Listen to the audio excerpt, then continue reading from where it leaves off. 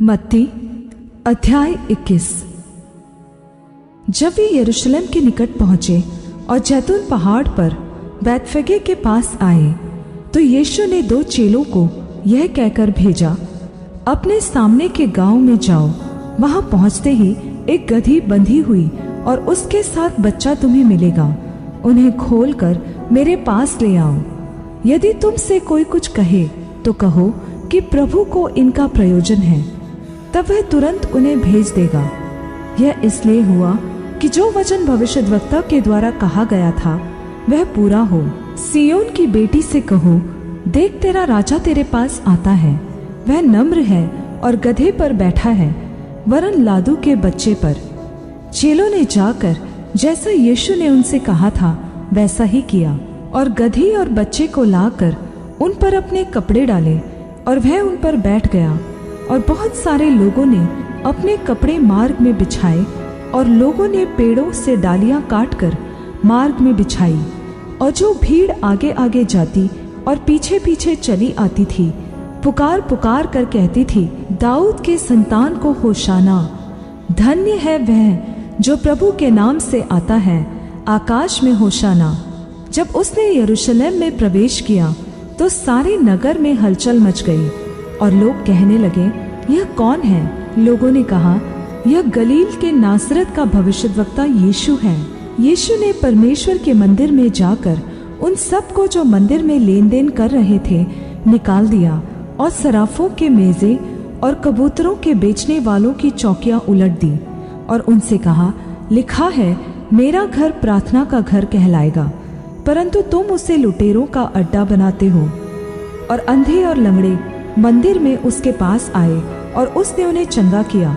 परंतु जब प्रधान याजकों और शास्त्रियों ने इन अद्भुत कामों को जो उसने किए और लड़कों को मंदिर में दाऊद की संतान को होशाना पुकारते हुए देखा, तो क्रोधित हुए और उससे कहने लगे, क्या तू सुनता है कि ये क्या कहते हैं? यीशु ने उनसे कहा, हाँ, क्या तुमने यह कभी नहीं पढ़ा, बालकों और दूध पीते बच्चों के मुंह से तूने स्तुति सिद्ध कराई।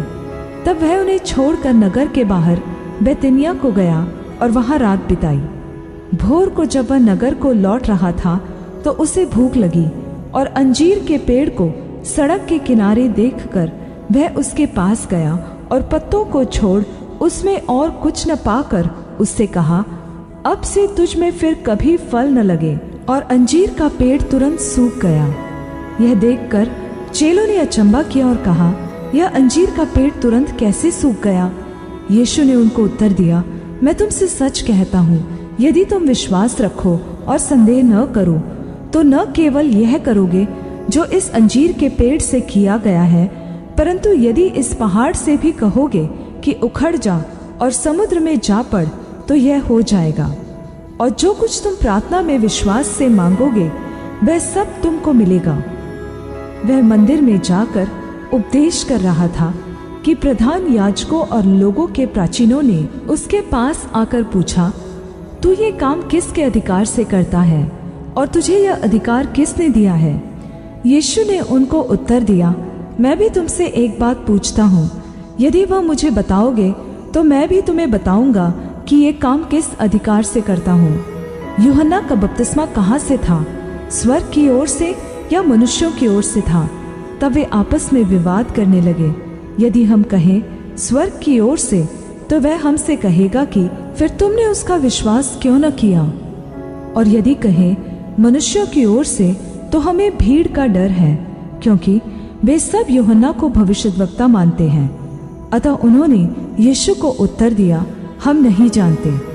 उसने भी उनसे कहा, तो मैं भी तुम्हें नहीं बताता कि ये काम किस अधिकार से करता हूँ। तुम क्या समझते हो? किसी मनुष्य के 2 पुत्र थे। उसने पहले के पास जाकर कहा, हे पुत्र, आज दाख की बारी में काम कर। उसने उत्तर दिया, मैं नहीं जाऊंगा। परंतु बाद में उसने अपना मन बदल दिया और चला गया। फिर दूसरे के पास जाकर ऐसा ही कहा। उसने उत्तर दिया, जी हाँ, जाता हूँ, परंतु नहीं गया।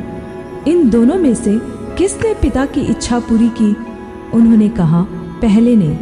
यीशु ने उनसे कहा, मैं तुमसे सच कहता हूँ कि चुंगी लेने वाले और वेश्या तुमसे पहले परमेश्वर के राज्य में प्रवेश करते हैं। क्योंकि यूहन्ना धार्मिकता के मार्ग से तुम्हारे पास आया और तुमने उस पर विश्वास नहीं किया, पर चुंगी लेने वालों और वेश्याओं ने उसका विश्वास किया।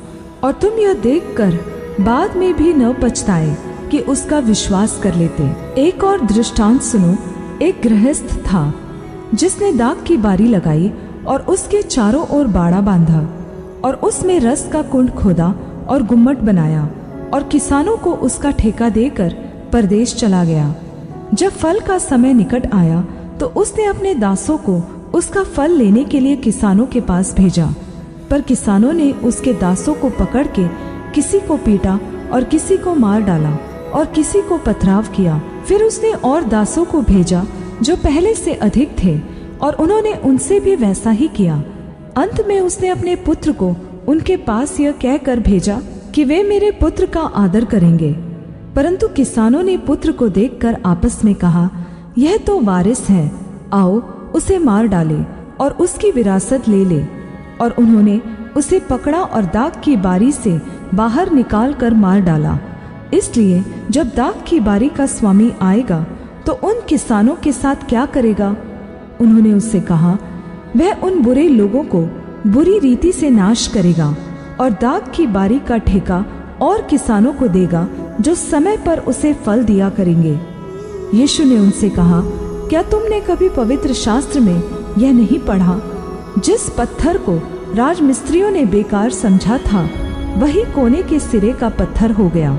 यह प्रभु की ओर से हुआ और हमारे देखने में अद्भुत है। इसलिए मैं तुमसे कहता हूँ कि परमेश्वर का राज्य तुमसे ले लिया जाएगा और ऐसी जाति को जो उसका फल लाए दिया जाएगा। जो इस पत्थर पर गिरेगा वह चकनाचूर हो जाएगा और जिस पर वह गिरेगा उसको पीस डालेगा। प्रधान याजकों और फरीसी उसके दृष्टांतों को सुनकर समझ गए कि वह हमारे विषय में कहता है, और उन्होंने उसे पकड़ना चाहा, परंतु लोगों से डर गए क्योंकि वे उसे भविष्यद्वक्ता जानते थे।